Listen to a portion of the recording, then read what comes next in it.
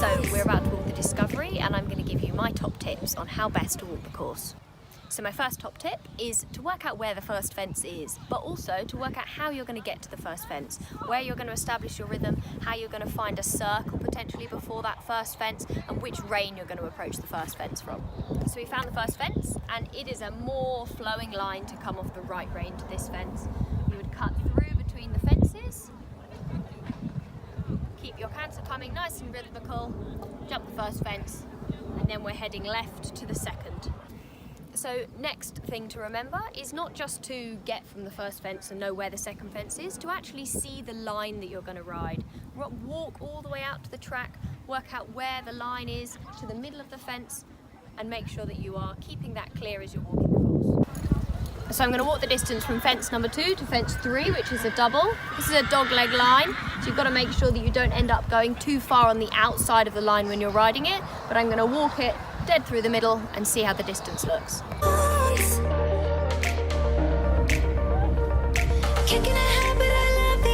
that walks 8 strides, making sure that you stay onto the inside, not ending up to the outside of the fence. So from 3 to 4, it's a relatively long distance, an uncommitted line you would call it.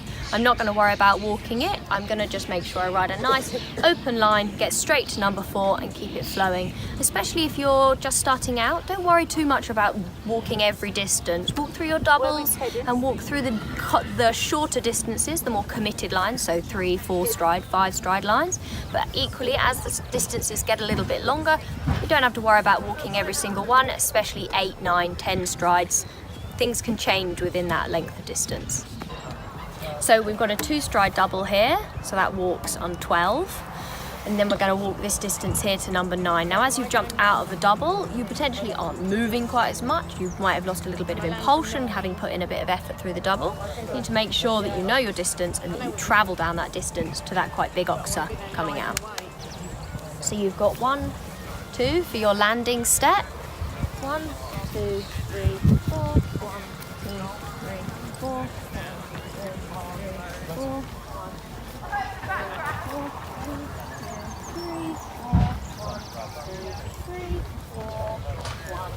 So that walks a really nice level 6 strides. Make sure that you get your rhythm early enough and just travel down to this nice square oxer here. So they've finished building the course now while we were walking it, and they put out the timing gear. Now, you might not get this at an unaffiliated competition or maybe a really local show, but always affiliated, you've got your timing gear. When the bell goes, you've got 45 seconds to start your round, but you mustn't break the sensor between the 2 beams. So it's really important that you know where they are, you circle in front of them when you're getting your canter, and you don't break the beam before you start jumping the first fence. So now that I've walked the course, I know where my fences are. I'm going to stand at the edge and watch a couple go. I've got time for that today with my class. And B, I'm going to try and remember the colours of the fences. Sometimes I find it quite hard to remember a course. So using the colours of the fences, so 1 is orange, 2 is grey with a wall, that could be a really helpful way if you're going around the course and you have a mind blank to think, oh, it's the one with the wall. I know that much. So there you have it guys, my top tips for how to walk the course. Again, thanks for watching, like and share the video, and stay tuned for next week where we'll be looking at how to deal with the warm-up.